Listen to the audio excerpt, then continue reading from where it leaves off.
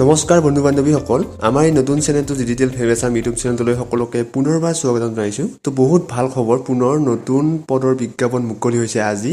তো আপোনালোকে ইয়াত চাব পাৰে যে বহুত ভাল খবৰ, 1300টা পদৰ ইতিমধ্যে বিজ্ঞাপন মুকলি হৈছে, যিকেইটা পদৰ কাৰণে আপোনালোকে আজি ৰাতিৰ পৰা এপ্লাই অনলাইন কৰিব পাৰিব। তো মই যেতিয়ালৈ ভিডিঅ'টো বনাই আছোঁ তেতিয়ালৈ এপ্লাই লিংকটো খোল খোৱা নাই। তো আপোনালোকে যদি ভিডিঅ'টো লেটকৈ চাইছে তেতিয়াহ'লে হয়তো খোল খাবও পাৰে। আমাৰ যিটো ভিডিঅ'ৰ ডেছক্ৰিপশ্যন আছে তাত চেক কৰিলে ভালদৰে গম পাব। তো যদিও আপোনাৰ এপ্লাই কৰাৰ লাষ্ট ডেট সেইটো থাকিব আপোনাৰ 19 এপ্ৰিল, অৰ্থাৎ বহুত সময় থাকিব। তো আপোনালোকে সকলোৱে ইয়াত আবেদন কৰিব পাৰিব। তো মই ভিডিঅ'টোৰ সম্পূৰ্ণ ডিটেইলছ আপোনালোকক জনাই দিম।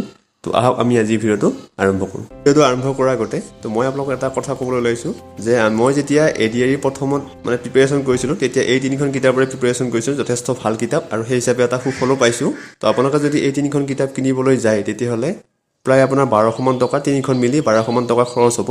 কিন্তু এটা অতি কম দামতে এটা ৱেবছাইটে প্ৰভাইড কৰিছে, PDF বুক হয়, কোনো ধৰণৰ ফটো মাৰি দিয়া PDF নহয়, যথেষ্ট এটা ভাল স্পষ্ট PDF আপোনালোকে পাব। এই তিনিখন কিতাপৰ তিনিটা PDF পাব মাত্ৰ 100 টকাতে। সেই ৱেবছাইটে প্ৰভাইড কৰিছে অতি কম সময়ৰ কাৰণে। তো আপোনালোকে যদি বিচাৰিছে তেতিয়াহ'লে আমাৰ যিটো ভিডিঅ'ৰ ডেছক্ৰিপশ্যন চেক কৰিব বা কমেণ্টত চেক কৰিব, তাত এটা হোৱাটছআপ নম্বৰ পাব, তাত হাই বুলি দিব আৰু কিছু সময়ৰ পিছতে আপোনালোকে ভালদৰে কথা চাই মেলি আপোনালোকে কিতাপবোৰ ল'ব পাৰিব। এই তিনিখন কিতাপ মিলি মাত্ৰ 100 টকাত পেৰি কৰিছে, য'ত নেকি আপোনালোকে কিতাপ কিনিবলৈ গ'লে এই তিনিখন 1200 বা 1300মান টকা ভৰিব লাগিল হয়। যদি আপোনালোকে কিতাপ কিনিব পৰা নাই তেতিয়াহ'লে সেই PDFটো লোৱাটো যথেষ্ট প্ৰয়োজন হ'ব বুলি মই ভাবোঁ, কাৰণ এই তিনিখন কিতাপ যথেষ্ট ইম্পৰ্টেণ্ট কিতাপ হয়। কাৰণ ADRE বা কিছুমান এক্সাম অহাৰ আগত কিছুমান কিতাপ ওলায়, তাত সকলোবোৰ একেলগে থাকে, সেইবোৰ কিতাপ পঢ়ি আপোনালোকে লাভ নাই। কাৰণ আপোনালোকে পাৰ্ট টু পাৰ্ট বেলেগ বেলেগকৈ কিতাপ পঢ়িব লাগিব, ইংলিছৰ কাৰণে বেলেগ পঢ়িব লাগিব, জেনেৰেল নলেজৰ কাৰণে বেলেগ কিতাপ পঢ়িব লাগিব বা মেথামেটিক্সৰ কাৰণে বেলেগ কিতাপ পঢ়িব লাগিব। তেতিয়াহ'লে এটা ভাল ফল পোৱাৰ চান্স থাকে। বিশেষকৈ আপোনালোকে এই তিনিখন কিতাপ যথেষ্ট প্ৰয়োজন।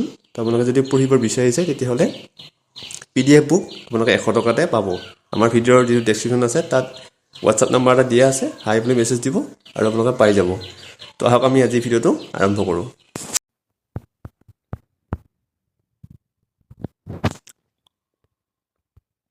আৰু এইটো হৈছে অফিচিয়েল এডভাৰটাইজমেণ্টটো।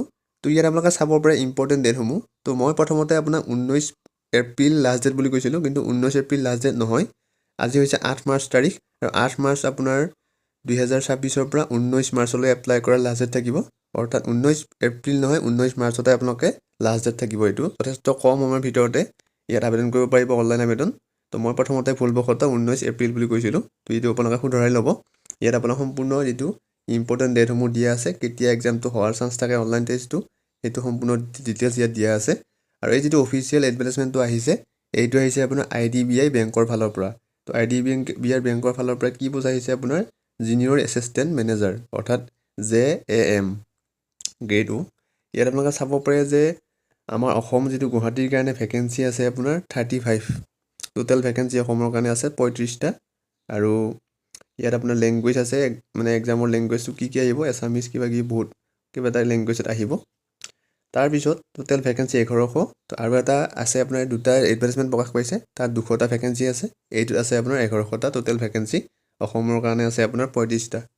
ইয়াত চাব পাৰে, ইয়াত আপোনাৰ সম্পূৰ্ণ ডিটেইলছ দিয়া আছে। UR কাৰণে অসমত কিমান ভেকেঞ্চি আছে, তাৰপিছত SCৰ কাৰণে কিমান আছে, STৰ কাৰণে কিমান আছে, OBCৰ কাৰণে কিমান আছে, সকলোবোৰ ইয়াত উল্লেখ আছে। যিটো আপোনাৰ ভেকেঞ্চি ৱাইজ লিষ্ট আছে, ৰিজাৰ্ভেশ্যন। ইয়াৰ তলত যিটো এডুকেশ্যন কোৱালিফিকেশ্যন সেইটো কিমান হ'ব। তো এডুকেশ্যন কোৱালিফিকেশ্যন যিটো আপোনাৰ JAMৰ পোষ্ট, চ' বেচেলৰ ডিগ্ৰী কৰা হ'ব লাগিব। এইটো লিখা আছে যে আপোনাৰ bachelor degree with minimum 60% for general category, আৰু OBC কেটাগৰীৰ কাৰণে আপুনি 60% মাৰ্কছ লৈ গ্ৰেজুৱেট কৰা হ'ব লাগিব।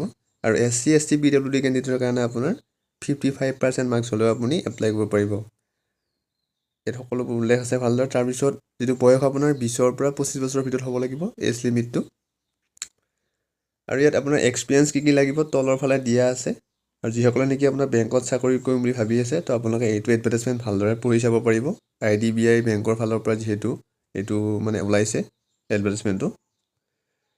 অসমৰ কাৰণে যথেষ্ট কম পোষ্ট আছে, কিন্তু হ'লেও 35টা পদতো আপোনাৰ বহুতে এপ্লাই কৰে। চ' মই এইটো ভিডিঅ' বনাইছিলোঁ। আৰু যিটো প্ৰথম এক্সাম হ'ব সেইটোত আপোনাৰ কি কুৱেশ্যন আহিব ইয়াত সম্পূৰ্ণ ইয়াত দিয়া আছে। কিমান মাৰ্কছৰ কুৱেশ্যন আহিব, কিমান টাইম থাকিব, সকলোবোৰ তেওঁলোকে এটা PDFত ভালদৰে দি দিছে, ডিটেইলছ PDFটোত।